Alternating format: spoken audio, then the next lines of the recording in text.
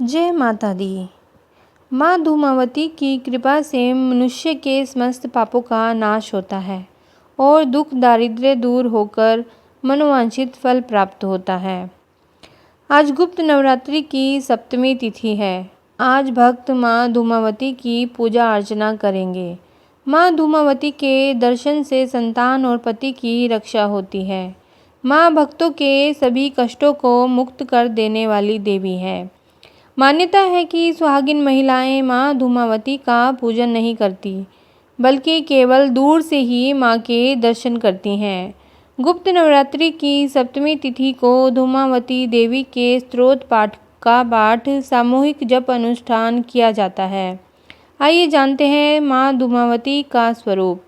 माँ पार्वती का धूमावती स्वरूप अत्यंत उग्र है। माँ धूमावती विधवा स्वरूप में पूजी जाती है। माँ धूमावती का वाहन कौवा है। माँ श्वेत वस्त्र धारण कर खुले केश रूप में होती है। कैसे करें माता धूमावती का पूजन, आइए जानते हैं। माँ धूमावती 10 महाविद्याओं में अंतिम विद्या है। विशेषकर गुप्त नवरात्रि में इनकी पूजा होती है।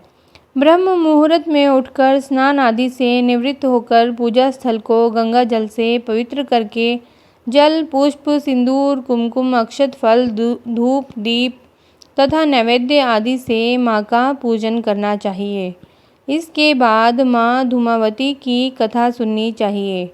पूजा के पश्चात अपनी मनोकामना पूर्ण करने के लिए माँ से प्रार्थना अवश्य करनी चाहिए, क्योंकि माँ धूमावती की कृपा से मनुष्य के समस्त पापों का नाश होता है और दुख दरिद्रता दूर होकर मनोवांछित फल प्राप्त होता है। आइए जानते हैं मंत्र। ओम धूम धूम धूमावते फट। धूम धूम धूमावती ठ ठ। रुद्राक्ष की माला से 108 बार, 21 बार या फिर 51 बार इस मंत्र का जाप करें। आइए जानते हैं माँ धूमावती के प्रकट होने की कथा। माँ धूमावती के प्राकट्य से संबंधित कथाएं बहुत अनूठी हैं।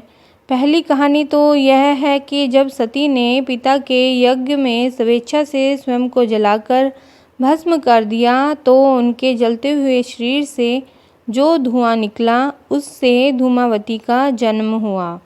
इसीलिए वे हमेशा उदास रहती हैं, यानी धूमावती धुएं के रूप में सती का भौतिक स्वरूप है। सती का जो कुछ बचा रहा उदास धुआं है वो।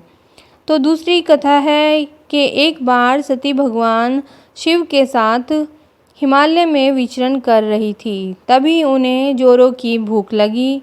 उन्होंने शिव से कहा, मुझे भूख लगी है, मेरे लिए भोजन का प्रबंध करें। शिव ने कहा, अभी कोई प्रबंध नहीं हो सकता। तब सती ने कहा, ठीक है, मैं आपको ही खा जाती हूँ। तो वह शिव को ही श्वास के द्वारा निगल गई। शिव तो स्वयं इस जगत के सृजनहार हैं, परिपालक हैं, लेकिन देवी की लीला में वो भी शामिल हो गए। भगवान शिव ने उनसे अनुरोध किया, मुझे बाहर निकालो।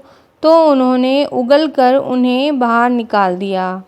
निकालने के बाद शिव ने उन्हें शाप दिया कि आज और अभी से तुम विधवा रूप में रहोगी। तभी से वह विधवा हैं।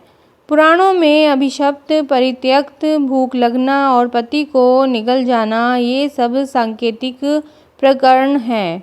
यह इंसान की कामनाओं का प्रतीक है, जो कभी भी खत्म नहीं होती और इसीलिए वह हमेशा असंतुष्ट रहता है।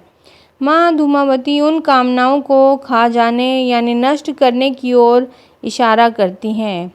आशा है आपको यह वीडियो अच्छी लगी होगी। धन्यवाद।